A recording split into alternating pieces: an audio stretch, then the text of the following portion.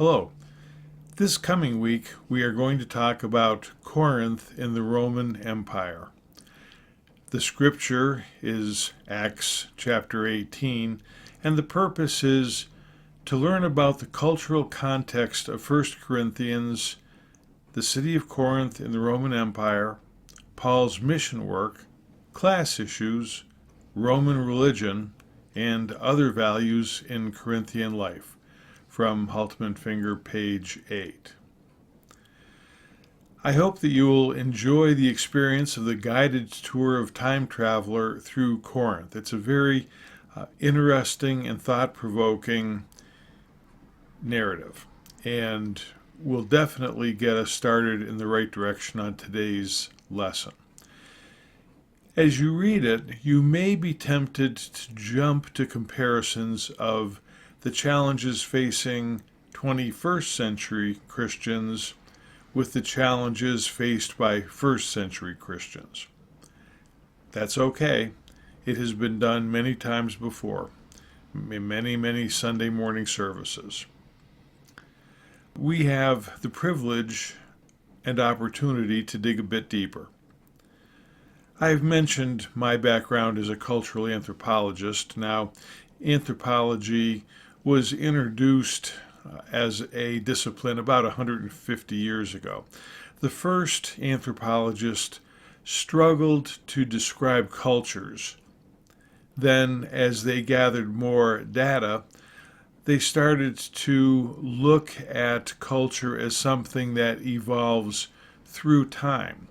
And they looked at possibly how knowledge spread across regions.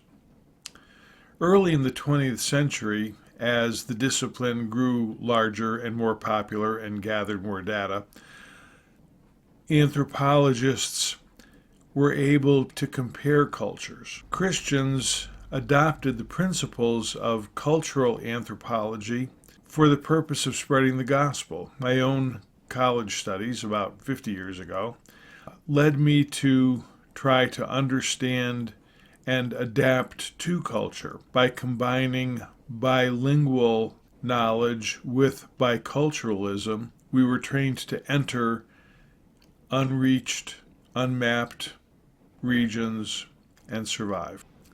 Many of my classmates went to work for Wycliffe Bible translators. For a number of reasons, I did not go into Bible translation, but I did learn to challenge my own personal assumptions.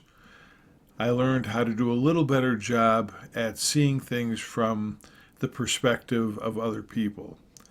I learned a little bit more about walking a mile in the shoes of someone else. As you go through this week's study, avoid jumping to conclusions.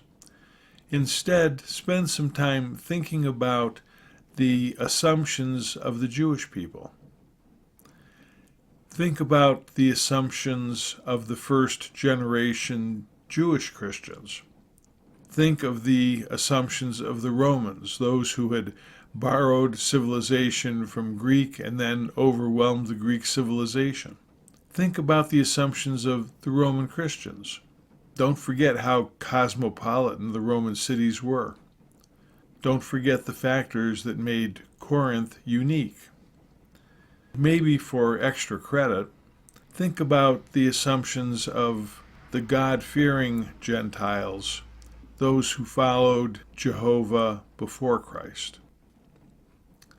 For your convenience, I am including a link to the BibleGateway audio version of our text so that you may listen to it if you wish. For music, I am going to suggest one of two versions of a song that was originally published in 1970 by Joe South called Walk a Mile in My Shoes.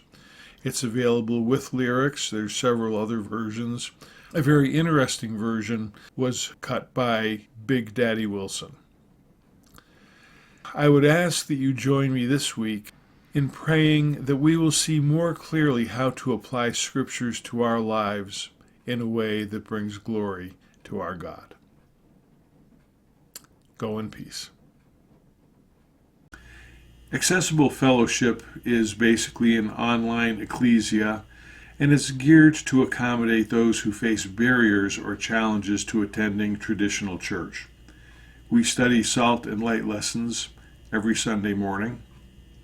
We also have times of casual fellowship and of Bible study.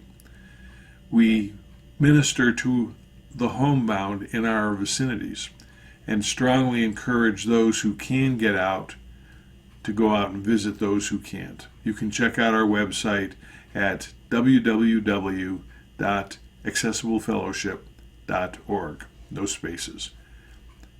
From there, you'll find an email address and can contact us with any comments or questions. Thank you.